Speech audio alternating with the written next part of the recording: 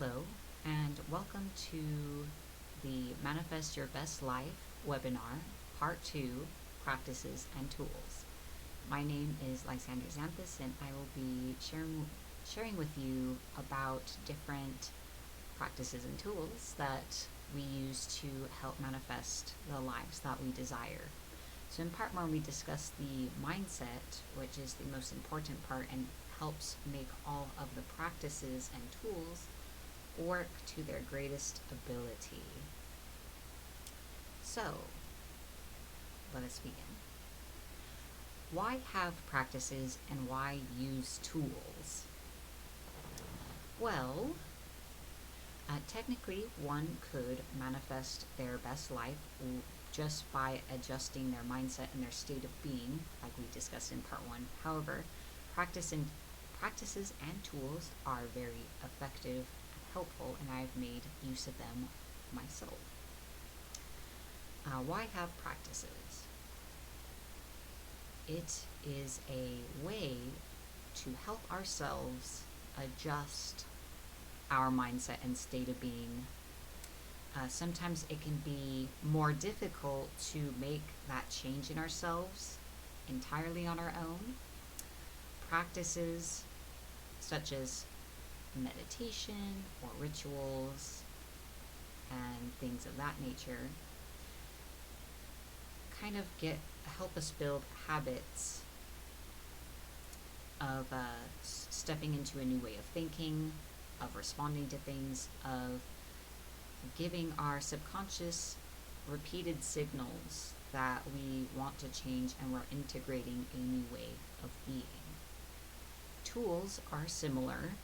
They assist us in being a point of focus for us, helping us focus our intention to change ourselves and to change our lives.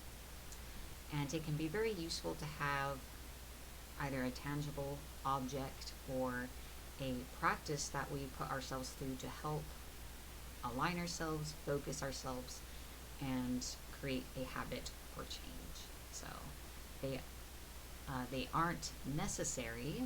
They are a means to an end, but they are an extremely useful means.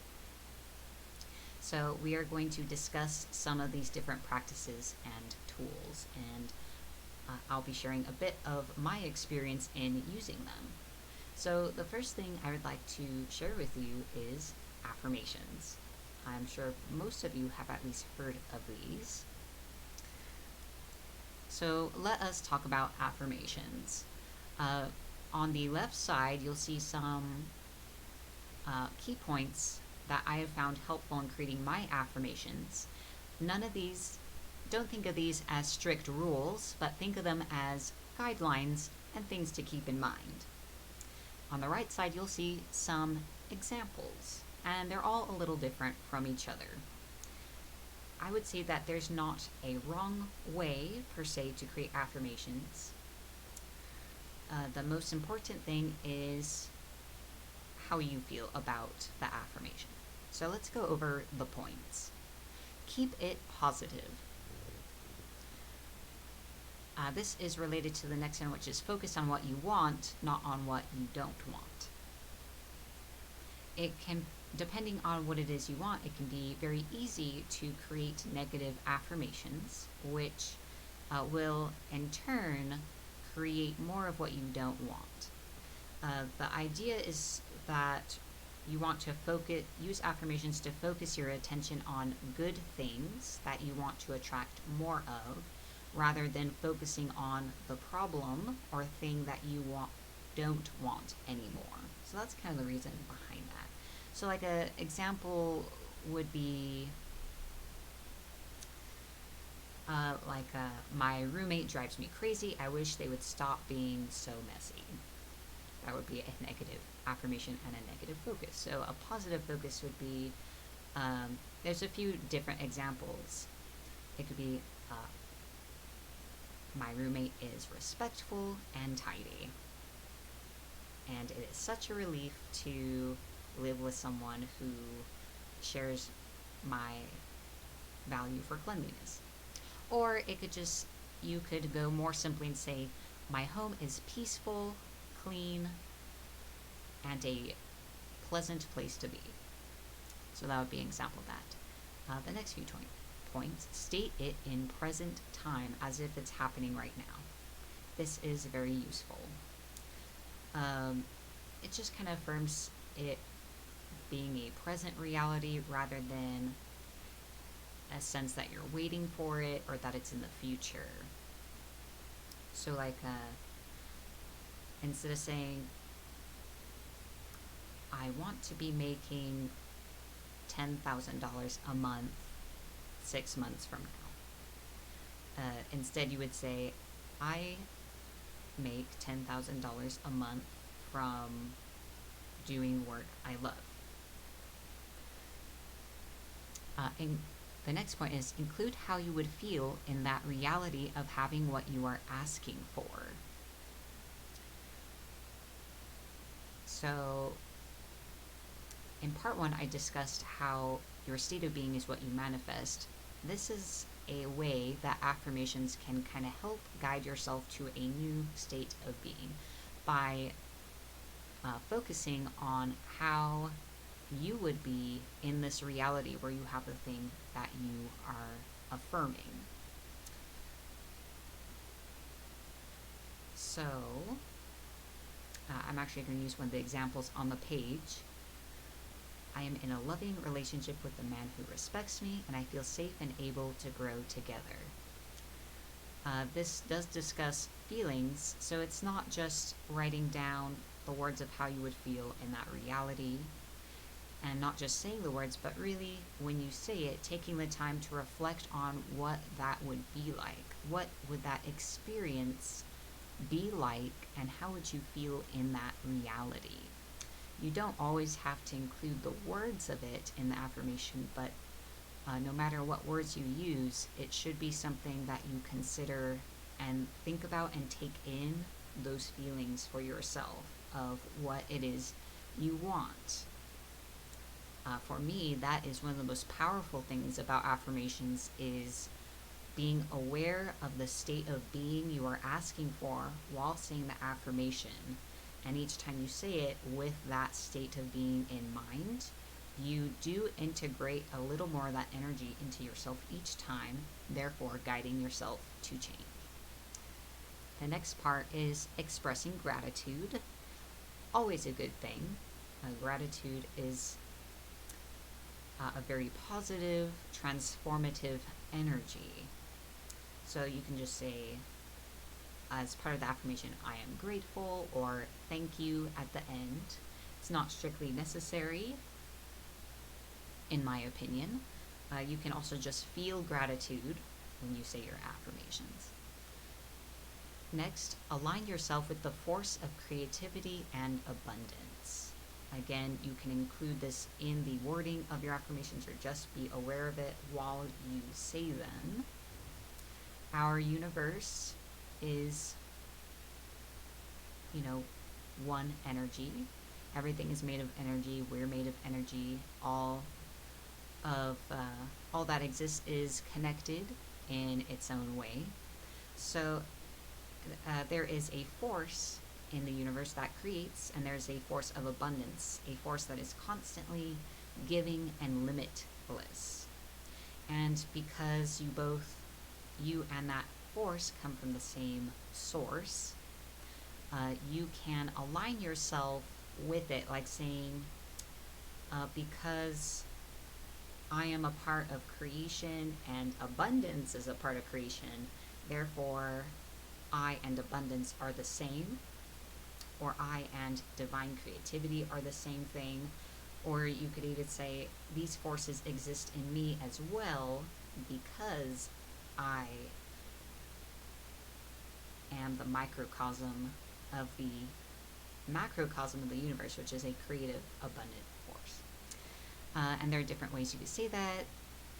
You could say, there is one source of abundance, wealth, loving relationships, etc., whatever you're asking for.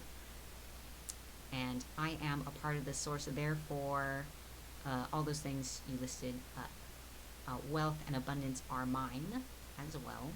So that's one way to align yourself with it and align yourself with the qualities you're asking for. There are a lot of ways to create an affirmation. The next point is the words are not as important as how you use the affirmation. This kind of goes back to including how you'd feel in that reality and aligning with yourself. The affirmation should make you don't have to necessarily feel an emotion about it, but kind of like a sense that this is a positive and good thing, and you feel good about saying it, even if you don't have a strong emotion about saying it. And the last point is it needs to be real to you. So stating your desire in a way that makes it plausible and possible for you. Of course, some of us are struggling where no matter what kind of affirmation we use, we have negative thoughts about it.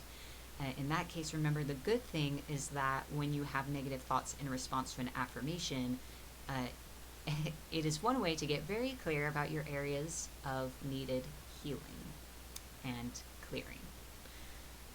All right, so let's look at the examples. The first one is, everything I need comes to me easily, the universe provides for me. I am in a loving relationship with a man who respects me, and I feel safe and able to grow together. Everyone is always helpful. I love that one. If you have problems with people being rude or generally obstinate or in the way, this is a great affirmation. I have an open and loving relationship with my mother, and we are able to communicate to each other with consideration and respect. I make 100,000 a year, and it is fun and easy to do. And I feel pride in being able to provide for my family's needs with ease. I feel as though you can see some of the points in these examples. Some of them may seem general, so you are welcome to create affirmations that are super specific or that are general. They have different feelings to them. They kind of invoke different states of being in them. So I highly encourage you to find what works for you and what words or structure, sentence structure, puts you in tune with the new state of being you are after, which includes the specific thing you are asking for. So that is affirmations. So those are points on affirmations that worked for me. I didn't used to think affirmations worked until I realized that it wasn't just about saying them again and again, and it wasn't just about the words. It was about, like I said, evoking that state of being for yourself, and that it's not just about what it is you're trying to create or achieve specifically, but about who you are when you have that thing. What that whole mental, emotional, spiritual state of being would be like. And considering what would it be like if I actually felt this way or actually had this thing. And not just like the sensory visualizations, like seeing it, hearing it, tasting it, feeling it. Like just I guess that sense of truth or reality. I'm not sure if that makes sense, but that deeper sense of it being real for you. That's really what made affirmations work for me. For me specifically, this started with the affirmation, I approve of myself. A very simple one. And it was me thinking about what that actually meant. What does it mean to actually approve of yourself? How would that be? To really feel that and not just be saying it, actually feel that way about yourself. So that was kind of the gateway for me into affirmations working, and it's been a great tool. Another popular tool are vision boards. And I'm going to show you an example here. So this is an example I've pulled together. And like affirmations, I feel as though there are no hard rules about how to create a vision board. The important thing is that it inspires you and that it is meant to help you focus on this new state of being, what it would be like to live this way as that person, and to integrate that into your present. Therefore, opening yourself to the manifestation of that reality. So, so this vision board in particular, it says, I am manifesting my best life here and now. And there's a few images corresponding to what that means in this example. I chose the center photo to be like this, the center focus, because in this vision board, what I wanted to create was a sense of beauty, peace, connection to nature and oneself, and just bliss in being. And what's the word? Just this joy in being oneself. And so that is the center focus. And around it are kind of things that extend out from that, or more material considerations. So obviously there's a picture of money, because more prosperity is desired.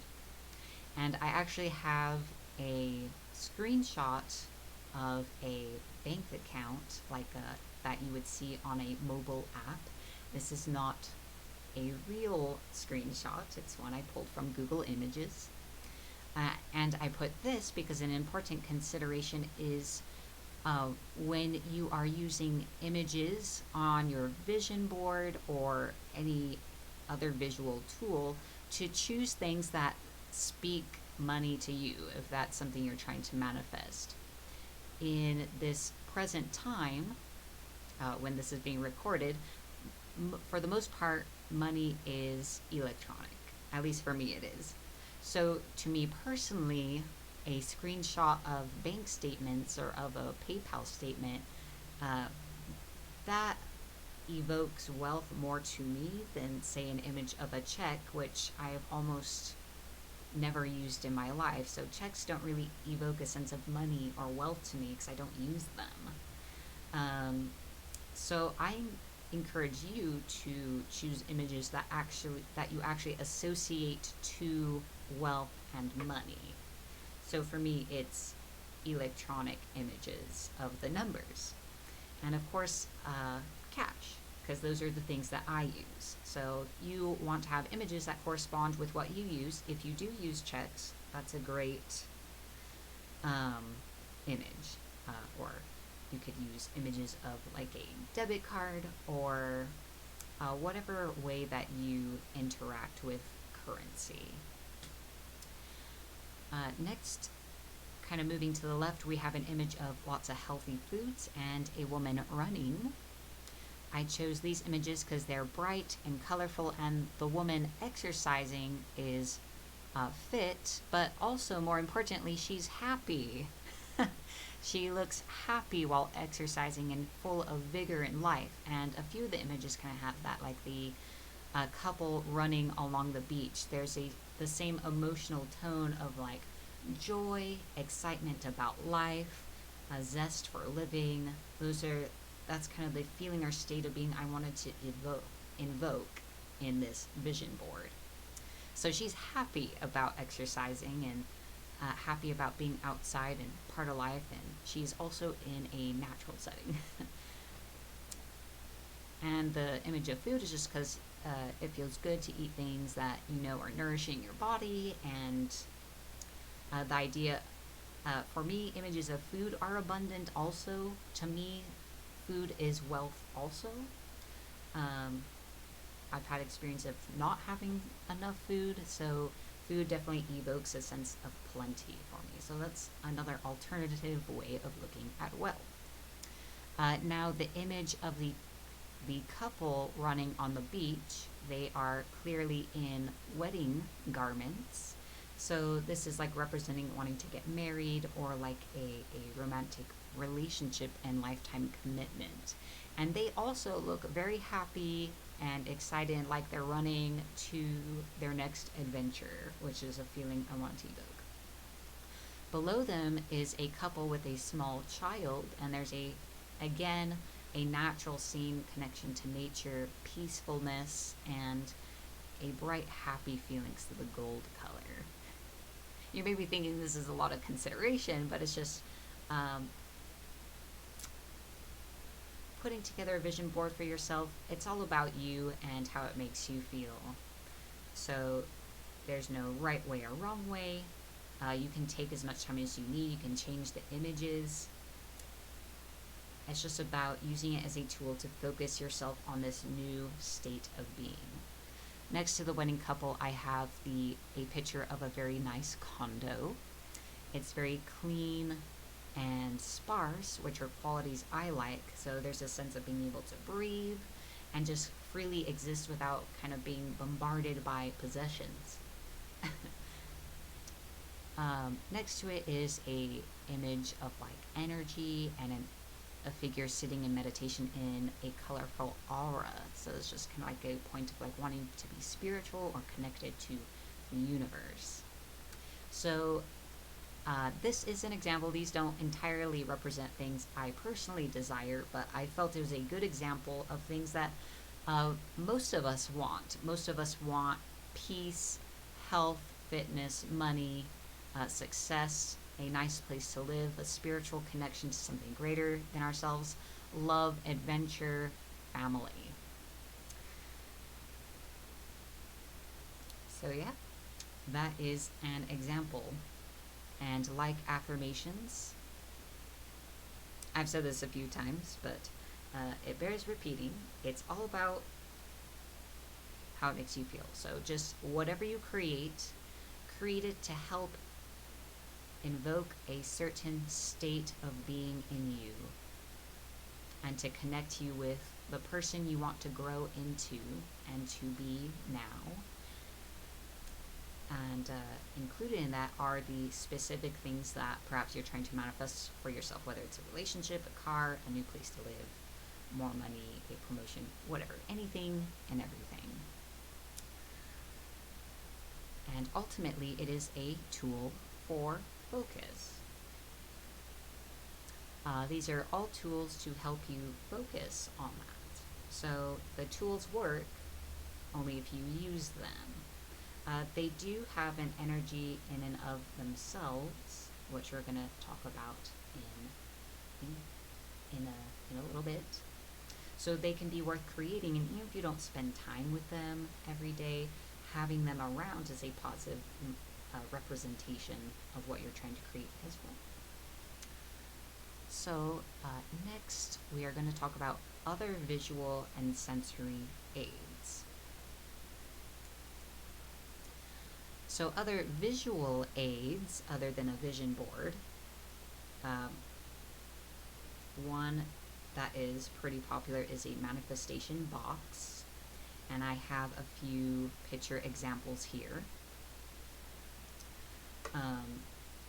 It is not unlike a vision board where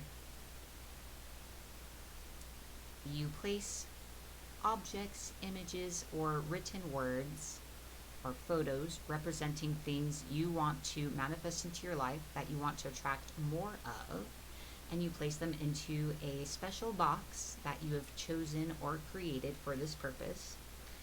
And the bottom two pictures of the orange metallic box is actually my personal manifestation box. The other two are examples I pulled from elsewhere. So again, there's no right or wrong way to do this. You can buy a box that is beautiful just the way it is, or you can buy something and decorate it yourself or create it. And you can put anything you want in it, just things that represent what you desire. So obviously, as you can see in mine, there's like a gold $100 bill and some small tokens. I don't know how well you can see it. There's Danish flag, which actually represents the idea of victory to me. For anyone familiar with the history of the Danish flag, you'll know what I mean. There's also certain crystals that represent specific energy that I want to draw into my life, and of course I have written down things I'd like to manifest. In the top left box, the pink box, the person has placed all kinds of things like photos, mementos, etc., loving memories that they want to encourage more of that feeling in their life. So anything at all, the box can look like anything you want. There can be anything you desire in the box. Just keeping those same principles in mind. Whatever you put into the box needs to represent something you want to draw in or that you want to be part of your life. It needs to evoke kind of a sense of you've put it in the box and you're just trusting the universe to create this for you. And again, it is a focusing tool. Mine personally, and I know a lot of other people do this as well, my box has been charged ritualistically to manifest the things represented by the objects in the box. I know a lot of people decorate their boxes with magical sigils, or they write the petitions on the outside, or they mark it with different spells to help feed energy into what they're trying to create, so that it's more than just a box and a focusing tool, but it's actually a living spell. On the left side of the screen is the Law of Attraction Planner. I do talk about this planner a lot, but it is a great thing and is a great tool that is available. It is a planner that you can purchase, and it is a tool that allows you to focus on the things you desire in your life and to help integrate that new state of being into your day-to-day life, and to break it down into small, achievable action steps for yourself. And again, like everything else, is a tool that works if you put the time and effort into it. So just pointing that out because it has been something that has been so helpful to me. I would like to talk about other sensory aids other than things that are visual. So music can be very powerful. You can create a playlist or just select a song or two that also evokes the feeling or the state of being in yourself when you listen to the song of what you desire, and you can gear this towards a specific thing you're manifesting, or just a new state of being and life overall that you're trying to manifest. And this is a very powerful tool. Music has a way of just reaching into us and transforming our mood and mindset and our state of being. It's very effective. So you can use sound. Of course, you can also use sound through affirmations, which are often something we say. And you can use recorded affirmations and recorded guided meditations or visualizations, which we will talk a little bit more about later.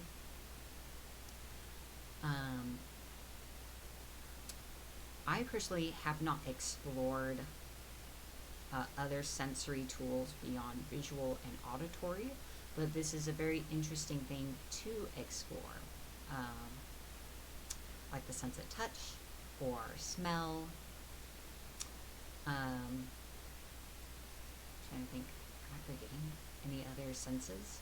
Smell, taste, I think. Taste, touch, and smell could also be used. Aromatherapy is popular, and you can use scents that evoke what you desire or that new state of being as well. Food is very powerful if you want to access this new state through taste. For those of you who do practice magic, food magic is extremely powerful. There is a lot of potent energy in plants, and find the ingredients we use to create meals, and you can invest it with that and kind of slowly create transformation in yourself by infusing your food with intention. Touch. I'm not sure how I would integrate that specifically, but I feel as though there's something powerful in physical exercise and massage, a hot bath, or other physically soothing sensations. Uh, Connecting those with your intentions. Something I have done, which is more kinetic and physical, is to state my intentions and affirmations while exercising. Though you could do it in a state of relaxation and calm, like during a massage or hot bath or other physical experience, to put your intention and align yourself with your desire. So some alternatives. It's not necessary to use tools in all different senses, but it is something that is interesting to work with and available to use and explore. Next, I'd like to talk about magic, spells, and rituals. Some of us do practice it. I practice it, and it has been a very effective tool and practice for manifesting things I've wanted and a new state of being. And there are a lot of approaches. Magic is incredibly individual, and there isn't a lot of right or wrong ways. And ultimately, you'll have to decide what is best for yourself if that is an approach you want to take. I find that I saw the most progress when I focused my magic on creating positive change for myself. Again, like affirmations, rather than focusing on negatives or trying to focusing on what I didn't want, focusing my magic on things I did want. At most, I constantly engaged in like cleansing and clearing rituals, which is not only a ritual act but a symbolic one. For example, writing down all the things I wanted to release from myself, like habits, personality traits, or people or situations in my life, and I would burn what I had written. That's just like a little example. I would also do the same thing with things I wanted to create in my life and then burn that piece of paper as well in two separate sittings.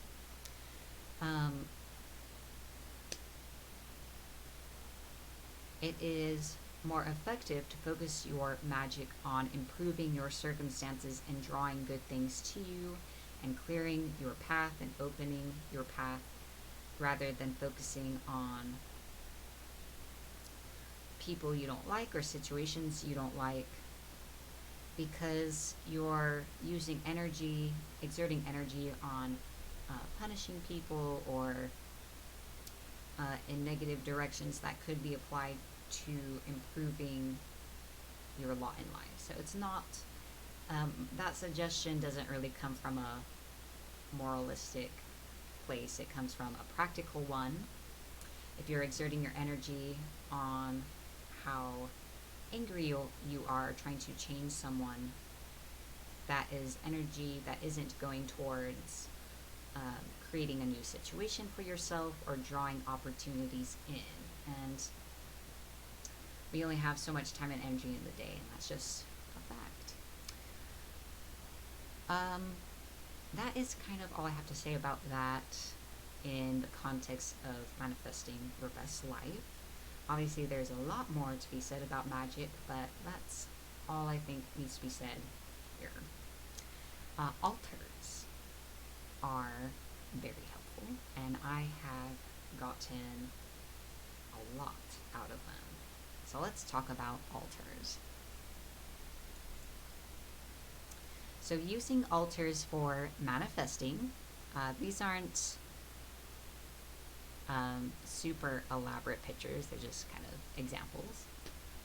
So I have a few points here. Again, they are guidelines. And just like all of the other tools and practices, the altar is a point of focus. And like I mentioned before with the vision board, even just having this altar around in your home kind of emits the vibration of what it is you're trying to create and encourages more of that same energy. However, unlike a vision board, the altar needs a little more direct attention and maintenance. So, some points I'd like to bring up. Be choosy about what you keep on your altar. You are inviting more of what each object represents into your life. Yeah. Altars are very popular in magic and in various faiths, and there is a tendency to keep everything on your altar, like all of your tools and supplies and absolutely everything. And I am not here to tell anyone what to do, but it is just a suggestion to perhaps keep your tools and supplies in a separate container. And that is one of the points lower at the bottom. Put your tools away. That may seem radical at first, but there is kind of a feeling of relief when there is more open space on the altar. If you try it and you don't like it, it's fine. You could put everything back. But I suggest just giving it a try. I know one reason we like to keep everything on the altar is so that it can charge with the energy of the altar. So I suggest that you choose a box or container that is enchanted or crafted to charge your tools and supplies, so they don't have to be on the altar space. Or just making the time to charge them under the sun, moon, or any other planet, or blessed by any deity as you like. So I stopped keeping my supplies and tools on my altar because I used to do that, and my altar used to be enormous and really cluttered. And it was, the truth is, I didn't clean it. Because there's like hundreds of tiny objects that I would have to move to do so I just didn't. So it's definitely a huge shift to take it all away. So not only did I have supplies and tools, but every little significant sentimental object, religious object, memento on that thing. And I have seen quite a few other altars, and that tends to be the norm, at least as far as I'm aware. So it was definitely very different, clearing everything. And it is because you were inviting more of what each object represents into your life. So carefully consider every single thing on your altar and the energy it represents, and if you want to be inviting that into your life. That does call to mind those of you who do keep representations of deities on your altar or in your home.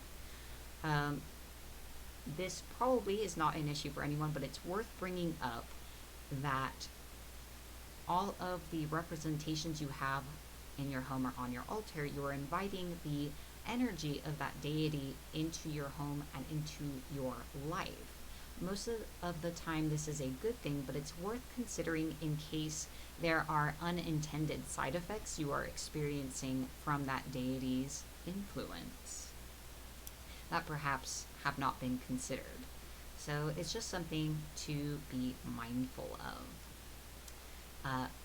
A huge benefit of clearing your altar and being more mindful about what you're placing on it is that it is a lot easier to keep clean. At least it is for me. That's the next point. Keep it clean. Dust on your altar equals dust on your life. We were just talking about how you are inviting more of what each object on your altar represents into your life, and that includes filth. If there is filth on your altar, there's dust, dirt, or spider webs, or mold, or God knows what else, You are inviting what that symbolically represents into your life. If there's clutter on your altar, you are inviting the energy of clutter into your life. Um, so, yeah, I think that is pretty clear to just think, what does dust on your life mean? What does mold on your life mean? Or whatever kind of thing is resulting because you're not able to keep the altar clean. Now, when I say altar, I typically personally refer to the surface on which objects are placed. So I don't usually include the entire thing upon which the altar is set. On the lower right side, there's an image of a table. This is my working altar. I only consider the top of the table to be the actual altar, so the stand and base are not the altar. You can make such distinctions if that helps, for example, with storage or practicality, only considering the surface you're using as the altar, or you can consider the entire object, for example, the whole table as the altar, but treat it accordingly. The altar can also be any flat surface that you like. On the left-hand side of the screen is my desk altar, which is just a raised platform on the desk. So it can be any size, any shape, anywhere, just a flat surface that you have set aside and intended to be a sacred spot and a focal point. All right. The next point is make it pleasing to you. It is your altar, so you should like it and you should like looking at it, and it should generally give you a positive feeling. Other than the above, there are no rules, and even the above are just suggestions. Try them out, see if they work for you. Make the altar something that makes you beam when you look at it. It's something I enjoy. I really like looking at my altars. They are pleasing to my eye. The energy is very pleasant. I want to be near them. So that is my suggestion of that. You've got it set up in a good way when you are drawn to the altar. You should want to be near it. You don't have to be near it, but you should feel the desire a little bit, and you should like just looking at it. Yeah. And of course, we already talked about put your tools away. And the last point is protect it from others' energy. Hopefully, for most of you, that isn't going to be a huge issue. It's just something to be mindful of if you live with other people or have frequent guests. Being sure that people don't set random objects on your altar, like phones or bags or trash even, or all kinds of things. People can be very careless and not be mindful of what it is they're doing. Sometimes you might have people who are skeptical or just very negative people, or honestly, you don't know what people are carrying in their energy, to be honest. What it is they've got with them that they take everywhere, and not only are they bringing that into your home and into your energy if you're not protecting yourself, but they can influence your sacred objects and spaces. So it's good to be mindful, and it doesn't have to be a huge deal. You can just make it a practice to physically and energetically clean your altars every time your guest leaves. If you live with others who don't have great energy or they direct negative energy towards you, if possible, it may be best to keep your altar someplace that is out of the way or private. Closets can be pretty good locations. It's also okay to not have an altar. You can have one you visualize in your mind, or a web altar. It is just another tool like all the others that I have found to be extremely beneficial. You can place objects on your altar that serve the purpose of protecting its energy as well. And this could be a little dish of water, a little dish of salt, a ring of salt, quartz, black crystals, white candles, etc. So I have my own altar as an example. So the left image is my work altar. And, well, to be honest, it is my only altar. The table on the right side is my working altar. So it's always clear because I use it for rituals. When I'm not using it, my manifestation box sits on there, and that's the only thing that is on it. Which obviously holds all the things I want to create in my life. Now my desk altar in the left image has a statue of the goddess Fortuna, who represents the cosmic force of abundance because she freely gives coins and prosperity to all without distinction. She is blindfolded, so she gives to all freely. I actually find this to be a positive thing, so there's no sense of having to earn or deserve it. All you need to do is reach out your hands and accept the good things. Next to her is a Chinese money frog holding a coin in its mouth, which represents prosperity and good luck. You can see what the focus of my altar is. It is covered in a gold paper. Gold is a prosperous color. I have a quartz crystal because of its qualities of amplification and purity. And the white candle has much of the same purpose of purity, amplification. To me, flames also represent creation, transformation, power. So that's what is on my altar and why. Alright, so that is altars. The next thing I'd like to mention is spirit petitions and relationships. I'm just going to briefly touch on this. This is just one method of manifesting things you desire into your life. And obviously it pertains to those who engage in magical practices. So there are a lot of different ways to work with spirits. Basically, you would be engaging with a spirit, and the spirit would help you manifest the thing you want through various methods. It might influence circumstances or people to create what you've asked for. There's a lot of different ways they could go about it. If it's not something you're already familiar with, I suggest taking it slow. It's not something I would suggest for beginners, per se. Petitions are more... I'm trying to think of how I want to describe the difference. Let's talk about spirit relationships first.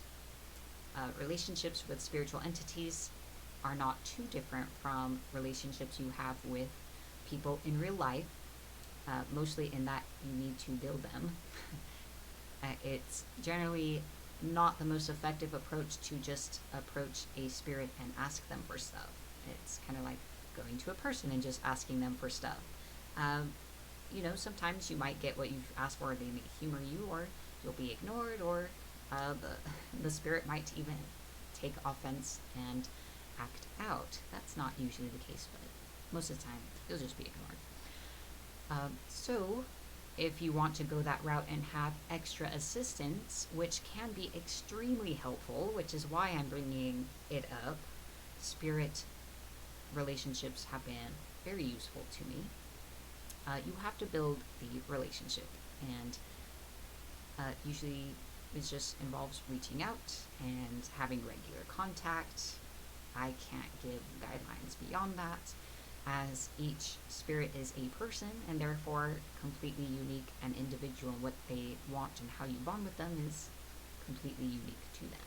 Be respectful like you would anyone else. Petitions specifically are perhaps an easier way of going about it.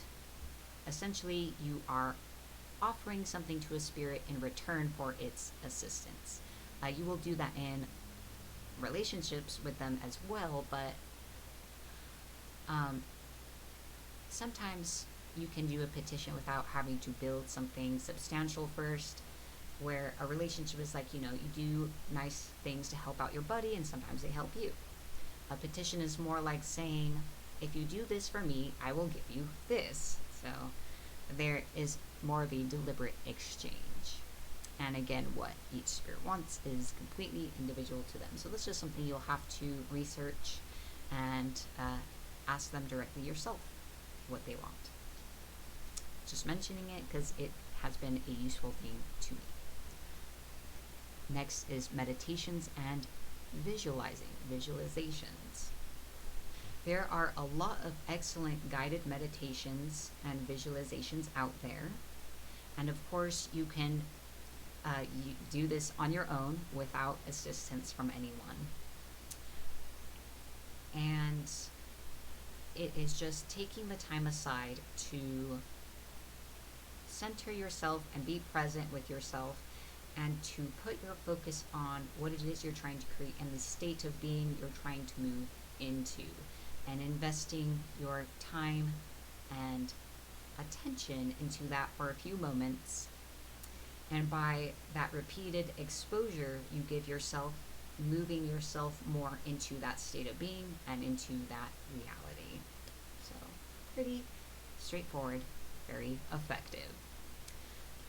Visualizations can often be part of rituals or have ritualistic elements. For example, a very helpful visualization involved taking memories in which I had let myself down and imagining them in my hand and throwing them into this great fire that was so hot, and the ability to completely eliminate whatever is thrown into it from existence. And it involved some other steps and so on that were part of this visualization, but it was visualizing a ritual. So some of these tools can also overlap in that way, where you're really engaging several of these things together.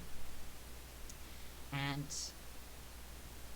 that's something to explore, just what works for you, what gets you into that place in yourself.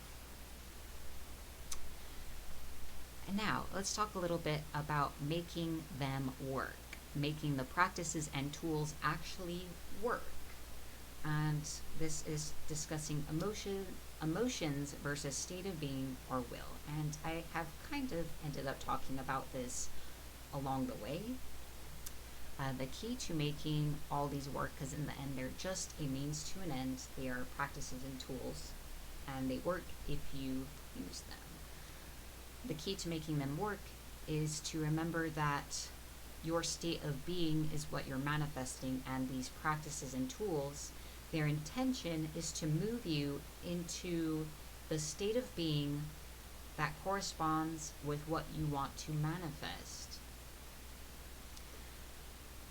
And I want to talk about emotions versus state of being because something I have heard over time from several people is that they become very discouraged because they are not able to evoke an emotion when engaging these practices or using these tools. They are not able to evoke emotions on command when performing magic or doing whatever, and so they feel like it doesn't work and there's something wrong with them, and it is really unfortunate.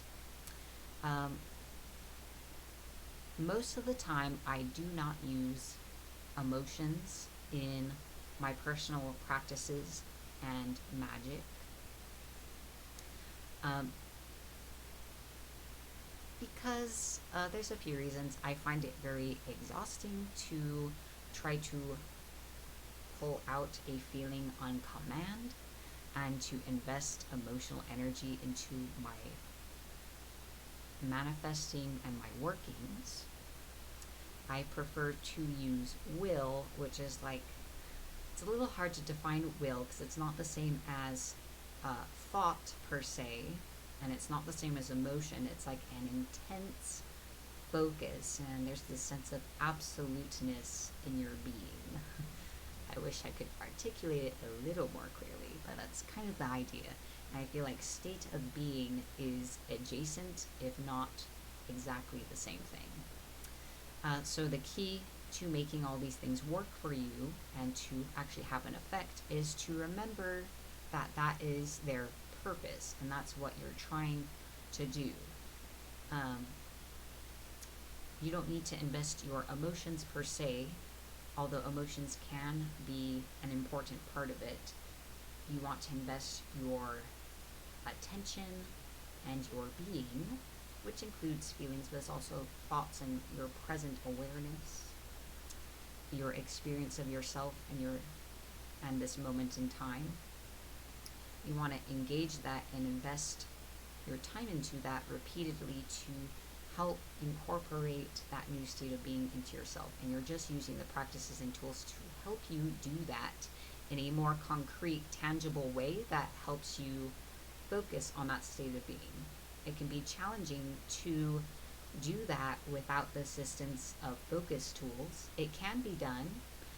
You could just watch part 1 of this webinar and just focus on changing that, and it would be enough, but it is very difficult.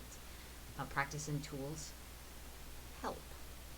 They help not only with helping us focus and to build habits, but I do believe that, especially when we create physical objects, such as an altar or vision board, or engage in rituals, that those things emit their own energy. Everything is made of energy. You emit an energy, so therefore these objects can as well, and they kind of emit an influence. So just by existing in your space, they influence you and the space to help move you into your new state of being. So just remember that, and you may find yourself looking at all these practices and tools, which I'm sure at least some of you have used many of them already. You may be finding yourself looking at them in a whole new way and experiencing them in a whole new way. That's kind of been part of my experience, is that once I made that connection, I experienced doing these things in a whole different way than I had before. There's a kind of life in them. They seem kind of inert and like just kind of going through the motions before, but there's a real vitality in engaging them once I realized that. So it's really, really awesome and special to make that realization for myself. The last thing I would like to say is manifesting is a way of life. And this is just my way of saying that consistency is essential. So if you do use these tools, the other trick, other than remembering state of being, the other trick to making them work is to keep doing them. To be consistent and persistent and to use these things on a regular basis for an extended period of time. And even when you begin to get results and to experience the physical manifestation that you've been after, to continue those practices because they help keep you in that state and can help you continue to evolve your state of being. Even if you got into a good place, they can help you evolve to something even better. So it's not necessary to do the same thing forever. You can change the things you're doing, but it's kind of the idea of consistency in reaching for that state of being and maintaining that state of being when you've got it, and evolving even beyond that. It is a way of life. It's not something that you do for a little while and stop. A lot like fitness, it's kind of like making an ongoing commitment to live in a new way, to teach yourself to respond and think and feel in new ways. And that is the other key. I find, at least for me and the few people I've observed who have engaged these things consistently, to start seeing big results, it took about 8 months to really start experiencing, and what I felt was like, wow, really seeing something amazing here, was about 8 months. That's how long it took for me, at least, to clear and work through the worst of my blocks and to release the heaviest and darkest of the things I was holding on to, and shifting myself enough to start seeing something that I personally would consider real results. Obviously, that is like a huge generalization, and that's just how it happened for me. For you, it could be a lot less time or it could be a lot longer. I mention it just because it can be difficult to be patient and we can feel like it's not working, but it really does take time, and that's why consistency is so important, to just keep at it and to just know and trust. And you may have to build that trust that as you change yourself, life will change around you. So that is what I wanted to share with you in part 2, practices and tools. I hope you will join me for part 3. We're going to be talking about some interesting things, and that will be the last part of the webinar. So there is one last thing I want to share with you all before closing this up. There is an accompanying book and workbook for Manifest Your Best Life, and it is available for purchase as an optional companion to your webinar. It's not necessary to get the most out of this, it's just available as an additional resource. Please contact me to find out how to order. If you are a member of my Patreon at patreon.com/freedomdreamercoaching, at a certain level or above, then these will be free downloadable files for you to use and enjoy. I'd like to thank you for investing in yourself and watching this webinar. I would love to hear your thoughts and experiences in watching this and using the information.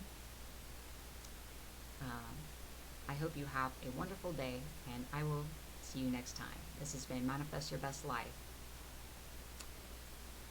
Bye-bye for now.